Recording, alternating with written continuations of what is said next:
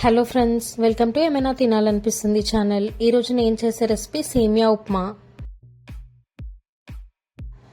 చాలా మందికి సేమియా ఉప్మా చేస్తే ముద్దలాగా అయిపోతుంది, కానీ నేను చెప్పే విధంగా చేయండి, మీకు పర్ఫెక్ట్గా వస్తుంది. ముందుగా ప్యాన్ పెట్టుకొని అందులోకి కొంచెం ఆయిల్ని వేసుకోవాలి. ఇప్పుడు ఇందులోకి ఒక గ్లాస్ సేమియాని వేసుకోవాలి.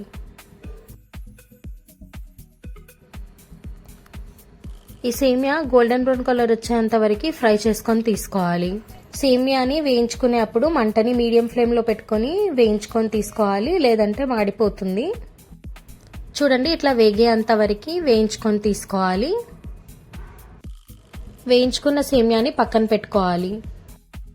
ఇప్పుడు వేరే ప్యాన్ పెట్టుకొని అందులోకి ఆయిల్ వేసుకోవాలి. ఆయిల్ వేడైన తర్వాత ఆవాలు, జీలకర్ర వేసుకోవాలి.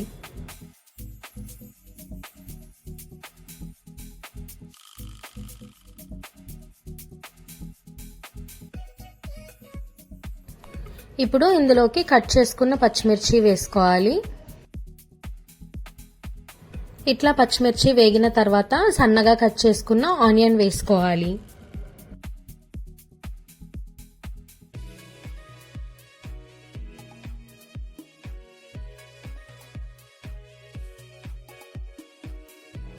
ఆనియన్ కొంచెం వేగిన తర్వాత కొంచెం కరివేపాకును వేసుకోవాలి.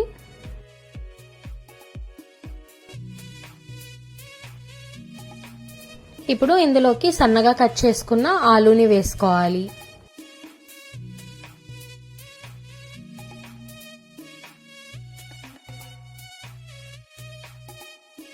చూడండి, ఈ విధంగా స్పూన్తో అంటే కట్ అయ్యేంత వరకు వేయించుకొని తీసుకోవాలి. ఇప్పుడు ఇందులోకి కాజు వేసుకోవాలి.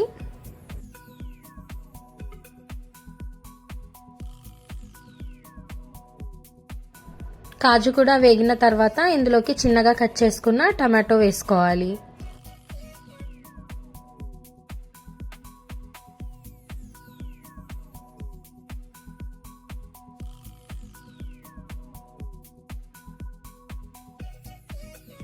టమాటో మంచిగా వేగిన తర్వాత మనం ఏ గ్లాస్తో అయితే సేమియా తీసుకున్నామో ఈక్వల్ క్వాంటిటీ అంటే ఒక గ్లాసు సేమియాకి ఒక గ్లాస్ వాటర్ వేసుకోవాలి.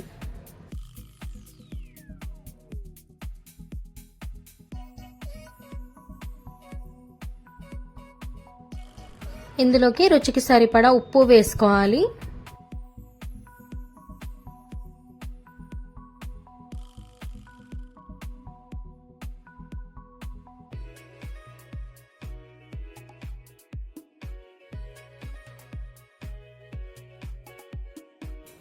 నీళ్లు ఇట్లా ఉడుకుతున్నప్పుడు ముందుగా వేయించి పెట్టుకున్న సేమియాని వేసుకొని కలుపుకోవాలి.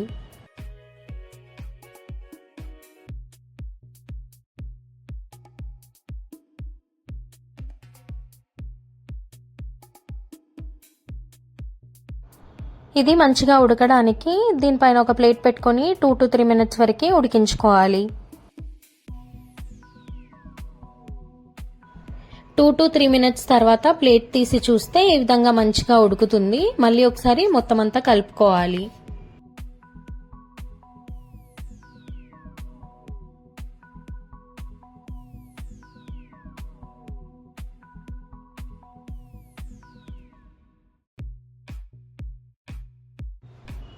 ఫైనల్గా కొత్తిమీర వేసుకొని కలుపుకోవాలి.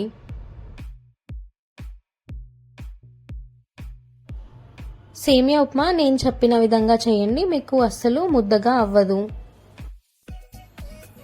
ఈ సేమియా ఉప్మాని మీరు కూడా ట్రై చేయండి అండ్ మీకు ఎట్లా వచ్చిందో నా కమెంట్ సెక్షన్లో చెప్పండి.